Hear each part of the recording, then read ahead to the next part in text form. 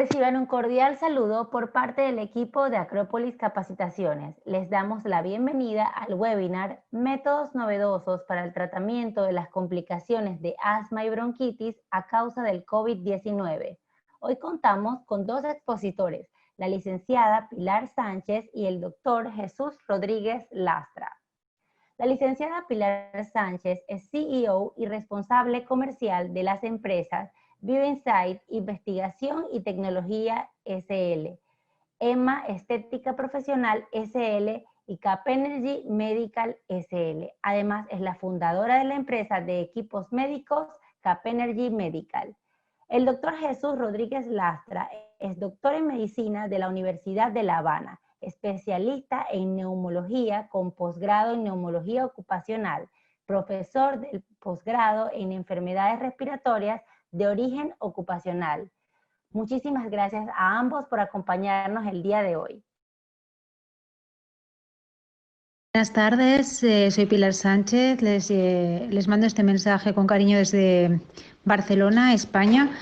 Lamento comunicarles que no voy a poder estar presente esta noche con ustedes, a pesar de que lo tenemos todo organizado, porque, aunque no lo crean, estamos en la costa de Barcelona y ha caído una fuertísima tormenta que ha cortado la luz en toda la zona donde yo vivo, por lo cual no tengo acceso a internet y he tenido que comentarle a Yasmin con urgencia que no podemos conectarnos. En estos momentos es cuando te das cuenta que las tecnologías son tan importantes, pero la luz y la energía lo es más. Así que les mando un saludo muy cordial y les dejo en manos de Jesús, que está conectándose desde Madrid y que sí que podrá atender el webinar. Espero poderme reincorporar en otra ocasión. Un cordial saludo y muchos recuerdos desde España. Bueno, hola a todos, yo creo que ya me estáis viendo. Bueno, un saludo. Ya habéis escuchado a Pilar, me presento, yo soy Esther, soy una de las fisioterapeutas del equipo de Cap Energy y bueno, yo os voy a explicar toda la parte que os tenía que explicar Pilar para que así, bueno, pues para que así podáis ver toda la charla completa, ¿vale? Entonces ahora, bueno, os dejaré con el doctor Lastra, que va a ser el que os explique la parte, pues, primera de la charla y la parte más que profundiza más sobre todo los temas de la tecarterapia y de cómo abordar estas patologías con esta técnica. Bueno, mi nombre es Jesús Rodríguez, soy fisiólogo y neumólogo. Entonces me voy a dedicar en estos minutos a darle una información bastante general, pero bastante concreta, alrededor de lo que sucede en el uso de la tecarterapia en todo este proceso que estamos viviendo, ya que, como ustedes deben saber, la problemática va a empezar ahora cuando esto pase, ya que se supone que un alto porcentaje de las personas que están padeciendo hoy el virus van a quedar con una enfermedad pulmonar residual que vamos a tener que indiscutiblemente atender y valorar desde el punto de vista práctico. Se supone que un alto número de pacientes van a padecer problemas de fibrosis, de dificultades respiratorias. Y por supuesto, entre ellos también se van a ver más afectados aquellos que tengan asma y bronquitis. Vamos a ver cómo hacemos con tecarterapia para mejorar las condiciones de estos pacientes y iremos detallando cada uno de los efectos de ella en el organismo. Estamos hablando que se producía aquí un problema en los microorganismos, en la inmunidad y la inflamación, que después iban a llevar a un remodelado de las vías aéreas. Va a haber una hiperreactividad bronquial, es decir, el bronquio va a ser muy reactivo, se va a sentir agredido ante muchos estímulos que nada tienen que ver con el asma, pero van a responder muy parecido y va a haber obstrucción de las vías aéreas.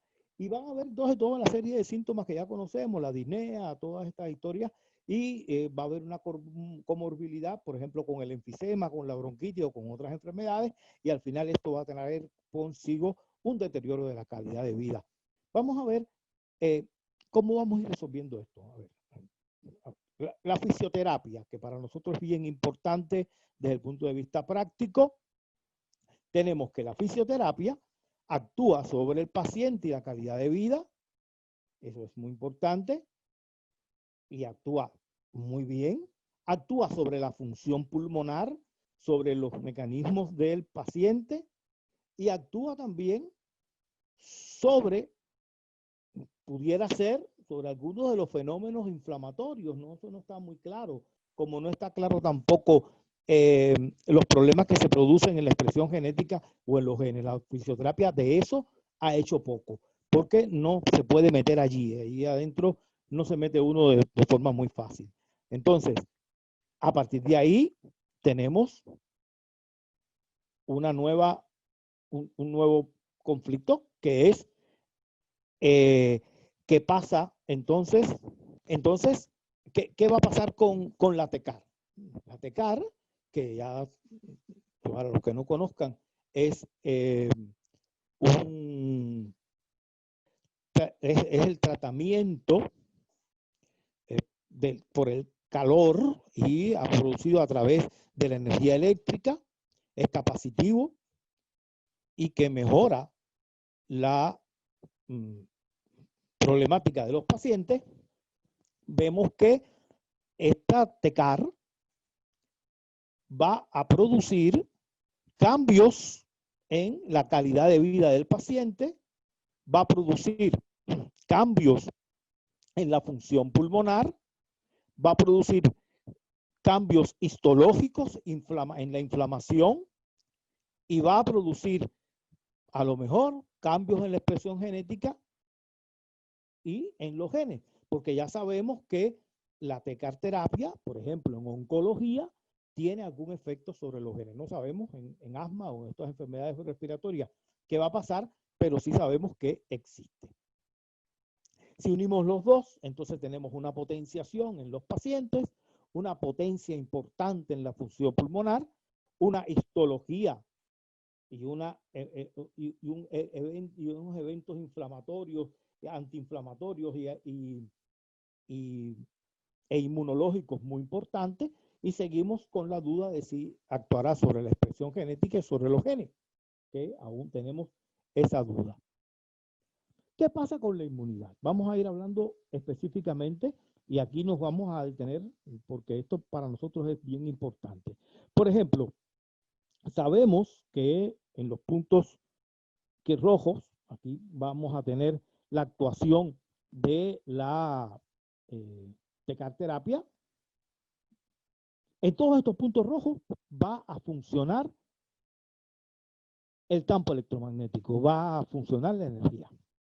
Por ejemplo, en las células dendríticas hay estudios que plantean que son capaces de estimular a las células dendríticas para que cumplan su función antiinflamatoria. Hay eventos o hay estudios muy serios, y no uno sino muchos, que actúa sobre los factores de crecimiento y sobre las interleuquinas, sobre las interleuquinas 9, sobre las 3, sobre las 6, es decir, sobre todas estas interleuquinas las regula, que eso es muy importante.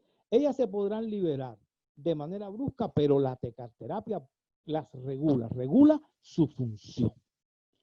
En los miofibroblastos también, que son elementos importantes para la reparación del tejido, y en los mediadores de la inflamación, por ejemplo, en la histamina, en la prostaglandina, ya vamos a ver ahora que es muy importante en la prostaglandina E2, que es un protector del asma y del pulmón, en los leucotrienos y en las enzimas. Es decir, hay una panorámica general de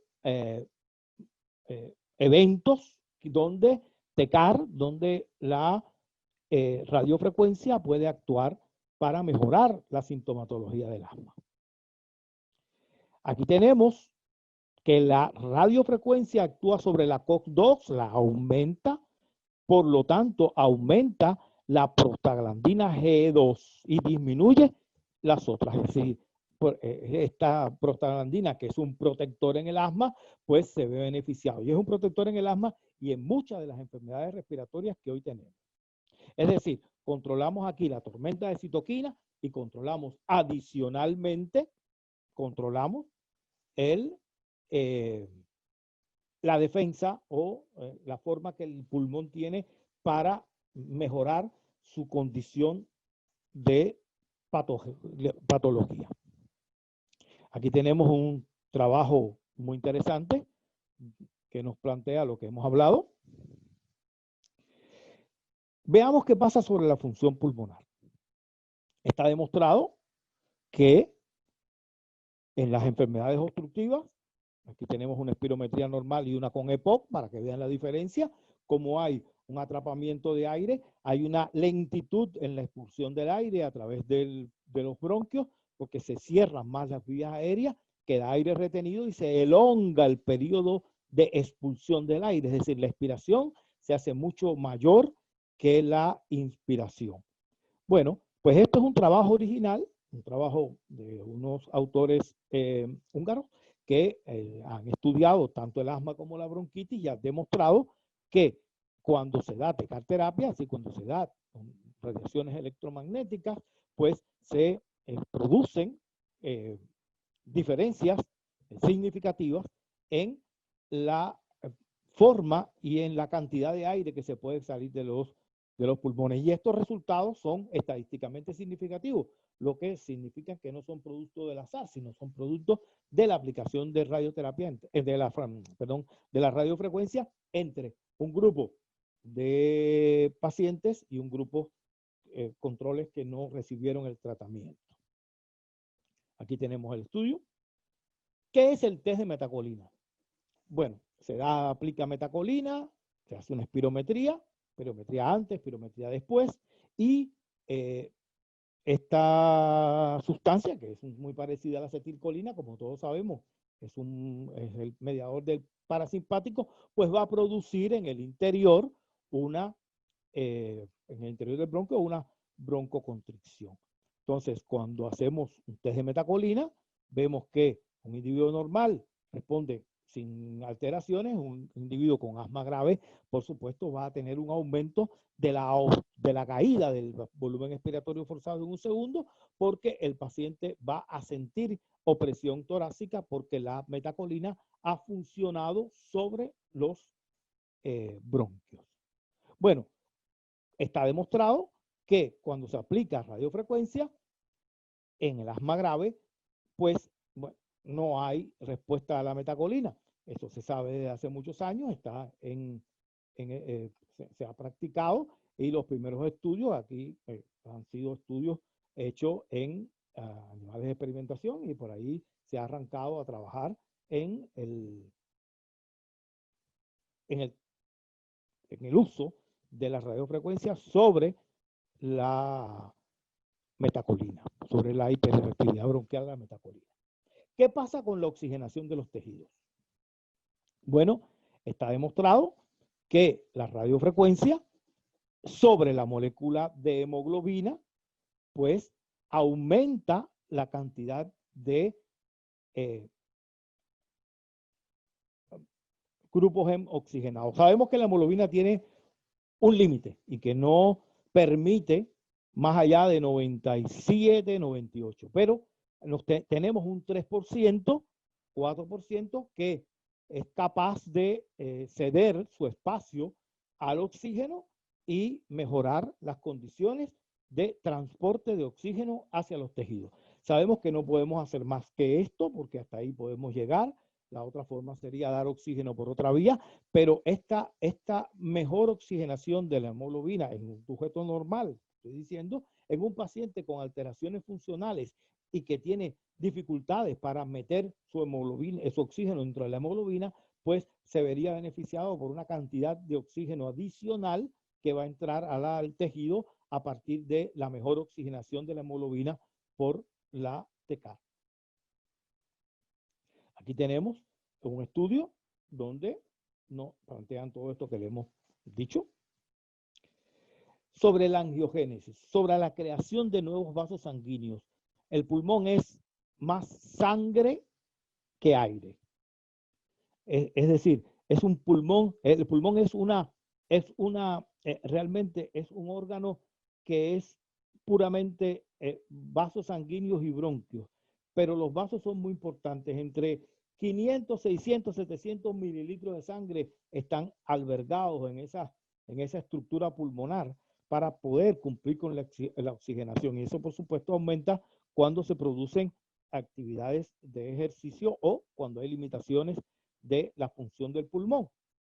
Entonces, la angiogénesis es un elemento importante y nosotros sabemos que cuando se estimulan los fibroblastos con la radiofrecuencia, pues aumenta el factor de crecimiento del fibroblasto beta 2, que es el FGF2, que a su vez produce en el vaso sanguíneo una angiogénesis, es decir, la producción de nuevos vasos sanguíneos, pero además estimula el factor de crecimiento angiogénico que se llama angiopoyetina 2, que unido al FGF2 van a fomentar, van a crear nuevos vasos sanguíneos y van a hacer que haya una mejor oxigenación y un mejor riego sanguíneo. ¿Qué pasa sobre la secreción de moco? Bueno, igualmente, sobre la secreción de moco, la radiofrecuencia licúa el moco y permite que haya una producción excesiva de moco. Hay más moco que puede ser movilizado a través de las técnicas de movilización que ya conocemos para lograr que el paciente quede con poca secreción bronquial y permita un mejor paso de aire a través de sus estructuras. Recordemos que en los asmáticos el aumento de la secreción bronquial es importante porque además del problema de la broncoconstricción alérgica o que ya tiene por sus problemas inmunológicos, la inflamación y la producción de moco limita aún más el flujo de aire porque estrecha aún más el bronquio. Es decir, que tenemos aquí un elemento importante en cuanto al moco. Y esto ha sido estudiado fíjense, desde 1940, y hay trabajos muy recientes, donde se plantea que esta diatermia de onda corta, pues aumenta la secreción de moco y quita la sinusitis, es decir, mejora la sinusitis en general. Y lo hace porque fluidifica el moco y permite que el moco salga de manera abundante, además de quitar la inflamación y toda otra serie de eventos que suceden en la mucosa. Bueno, aquí tenemos uno. Este es el del 1940, ahora tengo uno del 2017 que plantea lo mismo, es decir, cómo la diatermia funciona en la sinusitis aguda. ¿Qué pasa con la microbiota? ¿Qué pasa con esos gérmenes que se asientan contentísimos sobre ese aumento de moco que se produce en el interior de los bronquios? Bueno, siempre pensamos que las bacterias son bacterias que viven aisladas, y lo pensamos siempre, nos enseñaron hace muchos años, y todo el mundo tiene esa idea de que las bacterias son bichitos que andan caminando por ahí, por el cuerpo, y que tienen sus efectos beneficiosos o perjudiciales dependiendo de las condiciones o del origen de cada uno de ellos. Sin embargo, no funcionan exactamente así. Las bacterias se agrupan, tienen un estado de agrupación importante, y de esa agrupación forman microcolonias, pero esas colonias van un poco más allá y forman entonces una cosa que se llama biofilm, que tiene una recubierta proteica que impide que se entre adentro de esa estructura bien formada de bacterias para defenderse de esta forma de los agentes externos. Y entonces, de vez en cuando se desagrupan, salen, colonizan en otro lado y se van moviendo por todo el cuerpo. Bueno, la radiofrecuencia, cuando se aplica sobre estas bacterias, además de destruir las bacterias, también destruye el biofilm, lo que hace que el antibiótico penetre con mucha más facilidad y pueda cumplir su función de manera adecuada. Aquí tenemos un estudio que nos corrobora esto que hemos hablado. ¿Qué pasa sobre la coagulación? Y hoy que estamos hablando de una enfermedad que es, ya vimos cómo controlábamos la inmunidad, cómo controlábamos la inmunidad, y ahora el otro evento importante que se produce en estos pacientes es la hipercoagulabilidad, que es una cosa increíble. Vi el otro día un estudio hecho en Francia, donde hacían una simulación de lo que pasaba en el pulmón de una persona, y es impresionante cómo eso se va tapando todo y va quedando totalmente lleno de sangre coagulada en el interior del pulmón. Bueno, pues la radiofrecuencia sabemos que aumenta el tiempo de protrombina a trombina y de fibrinógeno a fibrina, es decir, que inhibe la coagulación, impide esa coagulabilidad alta. Por eso una de las indicaciones con precaución que hay que tener es en los pacientes anticoagulados, porque ella se sinergiza con el anticoagulante y puede ser un problema. Esos pacientes tienen que tener un control diferente. Entonces, fíjense, anticoagulación y tormenta de citoquina, dos elementos importantes. Pero tenemos un tercer elemento importante. Aquí tenemos sobre la coagulación. Se ha demostrado, esto está estudiado, que la radiofrecuencia actúa sobre el virus del VPH, destruyéndolo, y sobre el herpes virus, y lo destruye también. Lo destruye, y en el herpes virus, estos estudios han sido en pacientes con SIDA, cuando se aplica radiofrecuencia en los pulmones, pues se ha notado que el virus se reproduce, pero esa progenie es defectuosa. Es decir, que no funciona de manera adecuada, es decir, que no coloniza y no se sigue reproduciendo. Es decir, hay un efecto directo de la tecarterapia sobre los virus. No podemos decir más, pero esto está demostrado. Tenemos, por ejemplo, aquí tenemos el efecto de la baja frecuencia electromagnética, los campos electromagnéticos en los tumores de Kaposi que se asocian al herpes virus. Y está demostrado esto que les estoy diciendo. ¿Qué pasa sobre el sistema nervioso autónomo?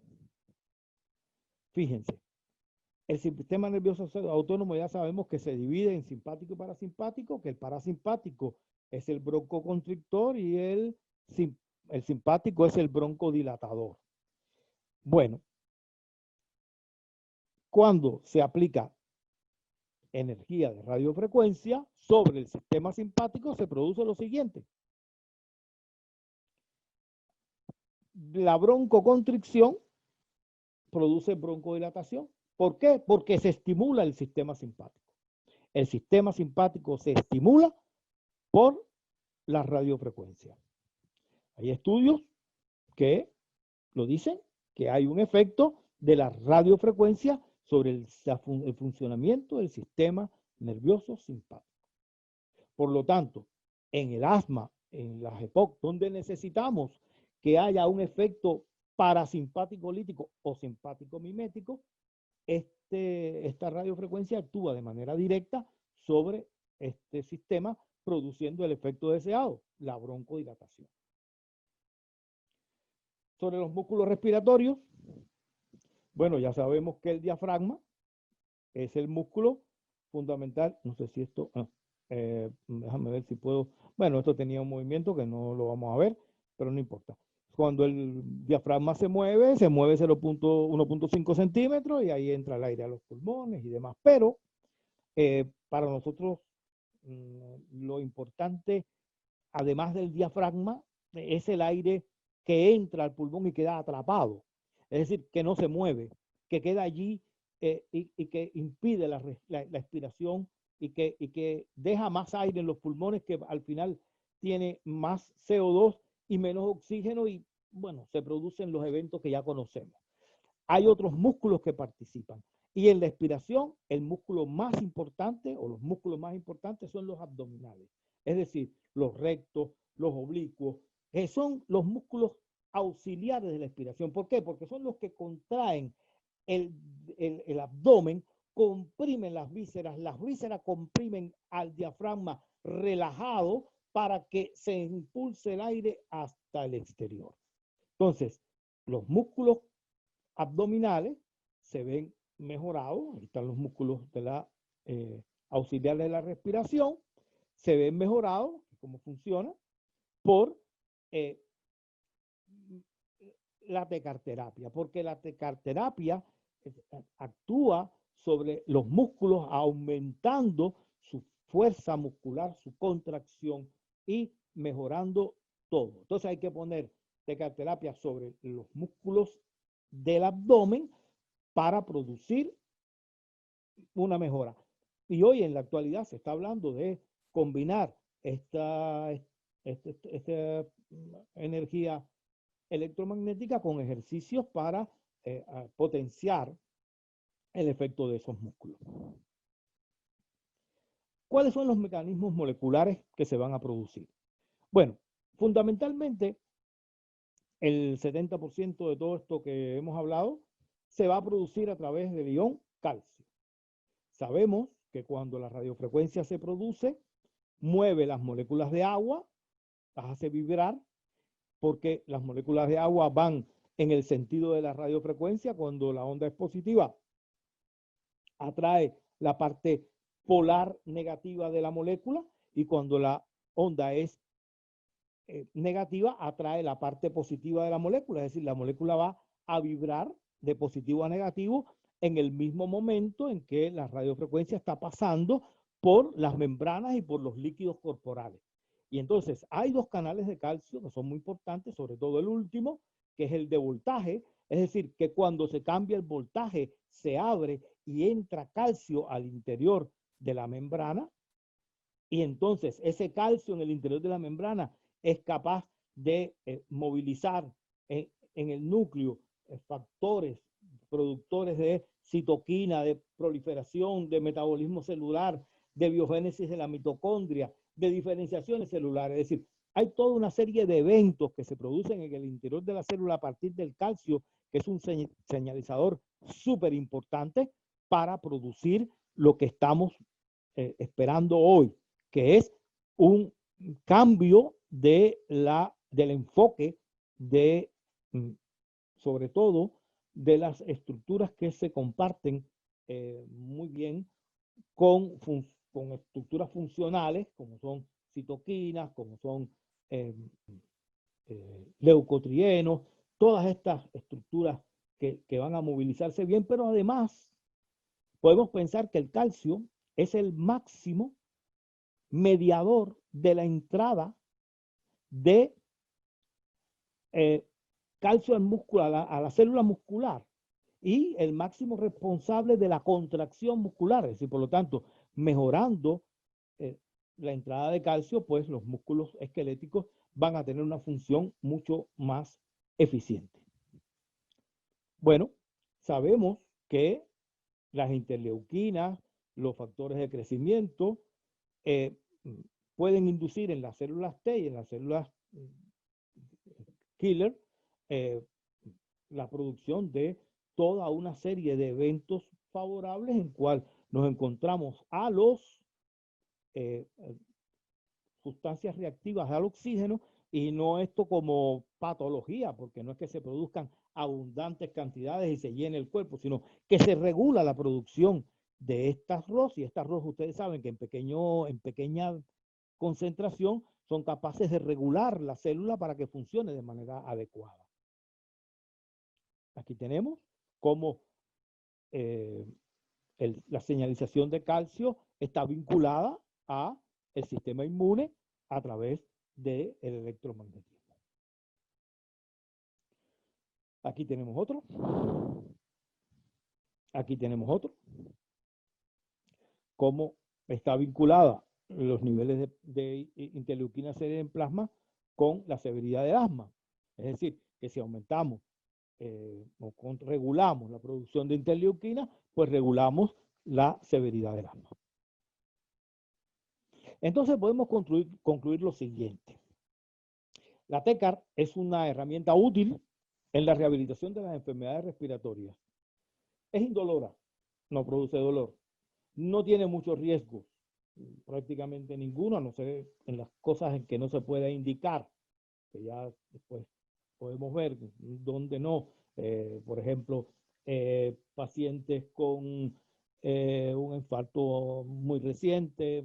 Hoy se habla del cáncer, aunque ya sabemos que el cáncer no tiene ningún sentido porque hoy se utiliza incluso la radiofrecuencia junto con la quimioterapia y la radiofrecuencia junto con la radioterapia para producir un mejor efecto sobre el tumor, ya que se sabe, por ejemplo, que en un tumor maligno, la radiofrecuencia sobre las células cancerígenas produce una vasoconstricción brutal que impide la llegada de nutrientes al tumor y sin embargo en el resto del órgano afectado, pues lo que produce es una vasodilatación. Por lo tanto, hoy se utiliza mucho la radiofrecuencia junto con las enfermedades oncológicas. Y adicionalmente, hoy se inyecta en el tumor sustancias que multipliquen, sustancias ferromagnéticas que responden a los mecanismos del electromagnetismo, para que en el tumor, para no tener que dar tanta temperatura corporal, es decir, para no tener que invadir con mucho calor ese órgano, pues entonces se localiza en el interior del órgano esas partículas, se inoculan y ahí se hace la radiofrecuencia para que se convierta todo esto en un evento favorable. Y por el otro lado, partículas entonces no ferromagnéticas, como por ejemplo el oro, para potenciar la temperatura en el interior de la célula, que es otro evento que la tecarterapia siempre ha tenido. Nosotros no hemos querido abordar el problema de la temperatura, por el problema de que no es el caso en este momento, pero la temperatura también es muy importante. Y pensando en los virus, algunos virus como este, pues son un poco sensibles a las temperaturas altas. Por lo tanto, nos pudiera también ayudarnos por ahí. Además, no tiene muchos efectos secundarios, es fácil de aplicar y es el complemento ideal en la fisioterapia respiratoria, a la cual a partir de ahora nos vamos a enfrentar, porque a medida que pasen los meses y este número de pacientes que están saliendo de la unidad de cuidados intensivos, de toda esta situación, se compliquen, pues por supuesto van a haber más enfermos respiratorios, que lo que sabemos son de las experiencias chinas, pero no sabemos qué va a pasar a este nivel mundial, y ya sabemos lo que ha pasado con los chinos. Entonces, creo que con esto me despido y doy paso a mi compañera Esther para que le hable un poco de lo que es la tecarterapia y los equipos. Muchas gracias. Perfecto. Vale, vamos a hablar de equipos de tecarterapia. Yo ahora vamos a ver que lo haga todo bien, que me escuchéis bien y todo. Tengo que compartir la pantalla, ¿verdad? Si no me equivoco. Bueno, ahora vamos a hablar un poquito de equipos. Si no escucharéis bien o cualquier cosa, pues me avisáis y miramos qué es lo que tenemos que hacer. Vamos a hablar de equipos de tecarterapia para que veáis un poquito pues, cómo se hacen los tratamientos y para que bueno, sea más visual, tener una relación de cómo estamos utilizando esta técnica con los equipos que tenemos a día de hoy. Cuando hablamos de tecarterapia, hablamos de equipos que pueden ser de primera o de segunda generación. En nuestro caso somos los únicos fabricantes que hablan de equipos de segunda generación, o sea, que tienen equipos que tienen una serie de características que vamos a ver a continuación, que los hacen pues especiales para tener todo este tipo de tratamientos de estas patologías. Lo que conocemos más clásicamente por tecarterapia son los equipos de primera generación, como en nuestro caso es el C25 o el C50. Pero vais a ver que nosotros vamos a hablar de equipos pues, que son equipos que tienen pues, unas placas automáticas, bueno, una serie de características que vais a ver cuando hablemos ahora. De todos los equipos que estamos hablando de equipos que son dispositivos médicos clase 2A, que están certificados por este organismo notificado y que están fabricados en Barcelona, en España. Es fabricación aquí propia, tenemos todo el engranaje, todo lo que es el desarrollo, todo lo que es ingeniería, técnicos, parte de la parte clínica, que somos pues lo que habéis visto hoy, toda la parte comercial, bueno, todo el engranaje que tenemos aquí montado, ¿no? Y a vosotros os llega por la parte de Infinity Medical. Allí a Panamá, Costa Rica y demás. Entonces, bueno, para que tuvierais una referencia de dónde estamos y qué hace y qué somos, ¿no? Nosotros, cuando hablamos de equipos de Tecar Evolution, cuando hablamos de equipos que tienen, pues eso, ¿no? Equipos de segunda generación, hablamos de equipos que no solo son de un canal, sino que son multicanal, o sea, tienen más de un canal para poder hacer tratamiento, lo que nos lleva a que podamos tratar más de una área de una vez, o en la misma área darle más potencia, que muchas veces es lo que nos interesa. Pero a nivel de respiratorio tratamos con equipos de 2 canales, que es lo más normal a nivel de patología. Por lo que respecta a potencia, estamos hablando de que tenemos equipos de que son como si tuviéramos 2 equipos, con lo cual estamos dando más potencia a ese paciente, pues en respiratorio 620 vatios de salida.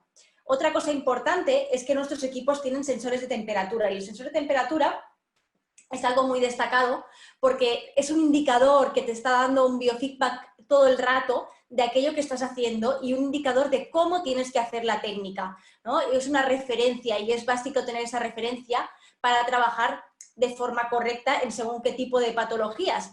Y gracias a que tenemos estos sensores de temperatura, podemos hacer las cosas de manera pues segura y podemos hacer aplicaciones que sean automáticas. Tenemos estas placas automáticas que tienen pues un sensor de temperatura y entonces podemos dejar al paciente haciendo ese tratamiento. Y además, esto también nos permite hacer programas que sean automatizados. Pues que yo, por ejemplo, le diga al equipo que quiero trabajar a 39 grados o a 40 grados y que el equipo lo haga de forma automática. Cuando ha hablado Jesús de todo a nivel de patología, pues bueno, estos equipos siempre van acompañados de una parte formativa que damos nosotros, los que estamos hablando hoy, porque es necesario saber pues a qué temperatura trabajar para cada patología, para lo que estamos haciendo. O sea, es como muy personalizado para aquello que estamos realizando. De hecho, ahora vais a ver una cosa así un poco tipo estándar de protocolos, pero que sepáis que luego se precisa dependiendo de aquello que es lo que el paciente tiene. Lo que os queremos transmitir es que son equipos que requieren de una higiene y desinfección bien hecha y que esto nosotros os lo brindamos.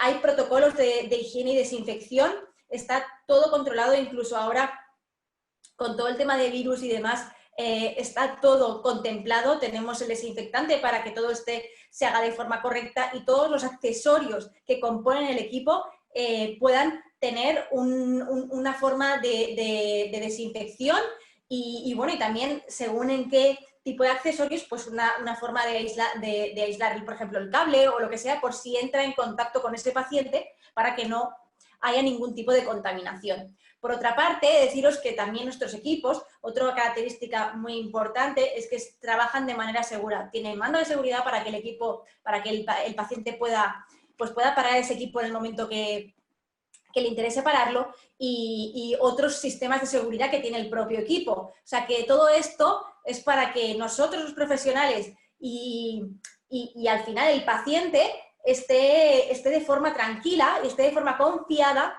realizando esa sesión, porque al final eso también va a participar dentro de esa terapia. Y bueno, ¿qué indicaciones tenemos? A nivel de indicaciones certificadas, para que conocierais un poquito, pues bueno, ya os ha hablado Jesús de todo el tema del asma. Esa es la certificación a nivel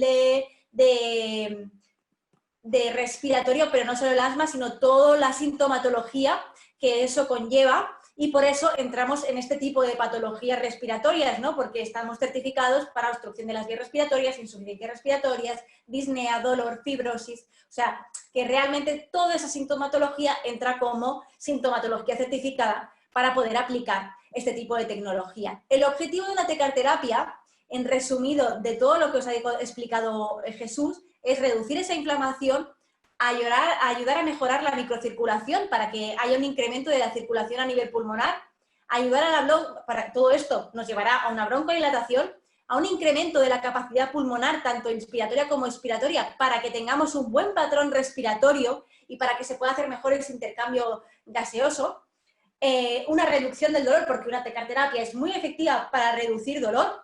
De hecho, esto encontraréis mucha bibliografía al respecto de las reducciones de dolor y todo aquel que empieza un estudio que vaya enfocado a dolor sabe que tiene, pues casi todas las de vencer y que ese estudio va a salir positivo. Entonces, el dolor es uno de los campos que se sabe que mejor, el dolor y la inflamación, que mejor lleva una tecarterapia, o que tiene más evidencia, mejor dicho, ¿no? Otra cosa muy importante es la mejora del trofismo muscular, por eso Jesús os ha hablado de todo el tema muscular, mejora del sistema inmunológico, del sistema nervioso, simpático, reducción de la fibrosis y, bueno, en general diremos que tiene un objetivo de mejorar la calidad de vida de nuestro paciente, que es al final lo que nosotros más perseguimos, ¿no? Porque, bueno, como terapeutas es lo más óptimo que tengan calidad de vida. ¿Quién puede optar a un tratamiento con TECAR?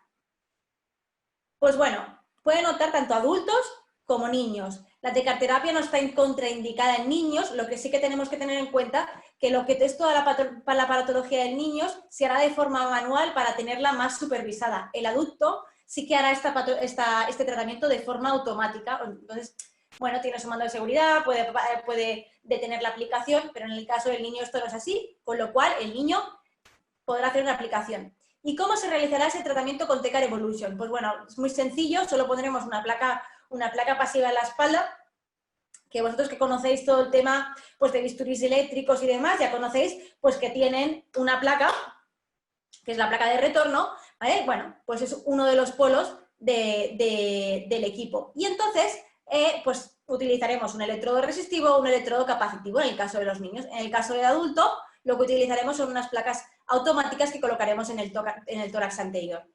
Esto es protocolo estándar, ¿eh? Luego, a lo mejor, pues depende de para qué, decimos cada cosa de forma concreta. Esta TECAR Evolution es combinable con otras técnicas, como ya ha hablado Jesús, que se combina con ejercicio. Bueno, pues a nivel respiratorio, drenajes posturales, ejercicios de expansión torácica, ¿vale? Respiraciones diafragmáticas, vibración, compresión, movilización de las extremidades superiores, por poneros un ejemplo. Entonces, para que veáis que lo podéis compaginar con aquellas técnicas que queráis. Y, evidentemente, siempre con una buena evaluación anterior para tener una buena composición de lo que este paciente está teniendo. A ver, ahora os vamos a mostrar un vídeo de cómo se hace el tratamiento. Voy a acabar con la presentación y así os mostramos el vídeo al final. Capenergy ofrece muchos servicios a sus clientes, entre uno de ellos es la inscripción de la clínica como terapia respiratoria, y esta inscripción se hace en una página web que es medicinadeldolor.net y ahí está, bueno, ahora os hemos dejado aquí el mapa de España para, bueno, porque teníamos esa referencia puesta, ¿eh? Pero, bueno, pues hay a nivel internacional y se ve cómo en todo el mundo pues tenemos equipos y todo aquel que quiere participar de esta plataforma puede participar. Aquí se le da difusión, aquí si cualquiera pregunta quién hay en Panamá que tiene un equipo, entonces se le deriva a esta página web para que, pues bueno, todo el mundo se pueda enriquecer y pueda ver dónde encontrar todo esto, ¿vale? Y ahora vamos a dejar con un vídeo y así veis cómo es un tratamiento aplicado. A ver, porque ahí veréis muy bien cómo se aplica la técnica y bueno, es como un resumen de aquello que hacemos. Vamos a realizar ahora un tratamiento de tecarterapia para un paciente asmático. Lo primero que vamos a hacer es colocar a nuestro paciente en decúbito supino y vamos a colocar primero las placas. Vale. A ver, un momentito que estoy yo haciendo una cosa mal hecha. Vale. A ver si lo consigo hacer bien. Os voy a compartir el vídeo. Vale, que os lo van a pasar por WhatsApp. O sea que genial, porque así no buscamos ahora ni nada de esto y nos entretenemos. Os van a compartir un vídeo en el que se verá cómo se va realizando esa ese tratamiento, ¿de acuerdo? Y bueno, hasta aquí nuestra presentación, para que vierais un poquito pues, la parte importante de Jesús, de toda la fisiología y todo. Y ahora supongo que os dejarán un momento para las preguntas que le queráis hacer al doctor y demás. Sí, exacto. Tenéis un momento para las preguntas. Entonces, supongo que ahora le darán paso a mi compañero, a Jesús. Y supongo que veremos las preguntas por el chat. ¿Es posible? Que pregunten por el chat. Sí, o sea que podéis ir metiendo por el chat. Jesús, ¿te las canto yo? ¿Te va mejor? Sí, sí, a ver tú mejor porque yo, a ver. Vale, ¿cuántas sesiones de tecarterapia se recomiendan? Aproximadamente entre 6 y 10 aplicaciones son suficientes para una primera tanda y seguir viendo la evolución del paciente y controlarlo sobre todo con espirometría y con, por ejemplo, puede ser caminar 6 minutos, hacer todas las pruebas necesarias para ver la evolución del paciente. Otra pregunta. Buenas tardes, doctor Lastra. ¿Han tenido experiencia en España con pacientes COVID positivo? No, no. Todavía no hemos tenido experiencia. Experiencia sí hemos tenido, pero lo que pasa es que no hemos tenido es el control necesario porque como la situación está tan complicada y hay este confinamiento, pero ya tenemos varios pacientes que desde que tienen el equipo y han compartido el equipo con otros pacientes que tienen el COVID y los resultados han sido espectaculares. Es decir, lo que pasa es que no te puedo decir, lo que no puedo hacer es decirte en cuánto cambió, por ejemplo, la PCR, porque no hemos podido controlar eso. Lamentablemente han sido pacientes aislados y los resultados, incluso estamos recogiendo todos estos resultados para poderlos publicar, porque los resultados han sido muy buenos. Pacientes que tenían mucha fiebre, la fiebre fue desapareciendo, que se sentían a morir y a los 2 o 3 días de aplicación pues ya empezaron a mejorar evidentemente, y eso es lo que te puedo comentar. Es decir, que los resultados han sido buenos, pero con todo lo que conlleva esta situación, que no nos podemos mover y que estamos limitados. Vale. Vale. ¿En cuánto tiempo tiene efecto la terapia? ¿Para qué? Sí, yo también iba a preguntar lo mismo, porque una tecarterapia tiene efecto muy rápido, o sea, de hecho, se utiliza para acelerar procesos de recuperación. Pero claro, para responder la pregunta tenemos que saber en concreto a qué nos está refiriendo de tratamiento. Igual quieren saber más en respiratorio, intuyo, pero no te sé decir muy bien, Jesús. Bueno, si nos podéis decir algo más para saber cómo orientar esta pregunta, mejor. ¿Cómo ha sido la mejoría de esa terapia en pacientes con fibrosis en cuanto a síntomas? Mira, los resultados que hay, por ejemplo, en EPOC y en fibrosis, son espectaculares. Los pacientes han mejorado mucho. El caso de la fibrosis es un poco complicado porque muchos pacientes ya llegan en estados un poco avanzados y cuesta un poco más de trabajo. Vamos a recordar que la fibrosis pulmonar es una enfermedad progresiva que cada vez va invadiendo más, pero los resultados han sido muy buenos y sobre todo hay estudios muy interesantes donde se ha hecho sinergismo con los esteroides y con la radiofrecuencia y los resultados son realmente muy buenos. Vale, cuando hacemos un tratamiento de teca respiratoria, ¿cuál sería el mejor posicionamiento del paciente y se lo debemos aplicar capacitivo o resistivo? Bueno, depende ya, si dijimos si era niño o era adulto, vamos a suponer en un adulto, ¿cuál es la mejor posición? Bueno, mira, depende de muchos factores. Primero, si es una mujer, nosotros ya hemos conversado que la mejor forma de colocar las placas es en la espalda, porque el pecho no es un buen conductor y podría impedir un poco la entrada eso depende del paciente, ¿no? la entrada de la frecuencia electromagnética al cuerpo. Si quieres, puedes hacerlo acostado. Si el paciente lo tolera bien, lo puedes hacer acostado. Si el paciente tiene dificultades para estar en decúbito, pues puedes hacerlo semisentado. De todas formas, la placa se va a colocar en un sitio donde el paciente se pueda sentar y la otra se va a colocar con esas tiras que la van a mantener fija al sitio donde queremos que entre la terapia. Recuérdense que tiene que entrar por un sitio, tiene que salir por el otro, y ese sitio tiene que estar bien pegado para que haga su buen efecto. Y no hay dificultades en cuanto al sitio, a cómo hacerlo desde el punto de vista de la posición del paciente, sino más bien de la buena colocación de las placas y de la buena rehabilitación respiratoria posterior a la radiofrecuencia. Hidratar bien al paciente, eso es algo importante, porque el agua es importante para que se haga la movilización de estas moléculas y se pueda producir una excelente señalización intracelular. Exacto, vale. ¿Podría ampliar un poco más acerca de la radiofrecuencia y su utilidad en la sinusitis aguda? Bueno, fíjate, aquí te puedo hablar de dos eventos importantes.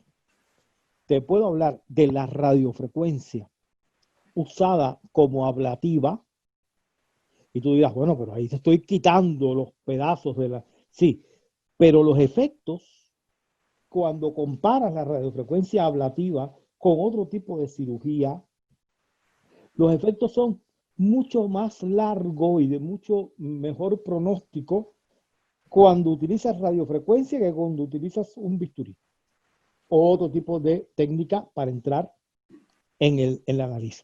Y eso se debe a lo que deja la radiofrecuencia después de haber sido usada. Es decir, esos cambios que producen en las células son bien importantes. Y en la radiofrecuencia, normalmente en los pacientes, pues colocar esa radiofrecuencia ahí moviliza las secreciones, diluye esas secreciones, siempre vuelvo a repetir, deben tomar un poquito de agua previo para que se fluidifique todo esto, y además el calor y los cambios electromagnéticos pues hacen una mejoría sustancial, además de las mejorías en la mucosa producidas por el efecto de la radiofrecuencia. Sí, exacto, el agua es súper importante. Vale, bueno, no sé si nos esperamos un momentito a ver si hay alguna pregunta más. Vale, pues perfecto, parece que ya no hay ninguna pregunta más. Por aquí que te felicitan por el chat. Bueno, felicitan en general a todos. Bueno, muchas gracias a todos. Pues nada, nosotros nos despedimos desde España los dos. Esperamos que si necesitáis cualquier cosa más... espera, que hay una última pregunta más. ¿Recomiendan la TECAR como tratamiento preventivo para la función pulmonar?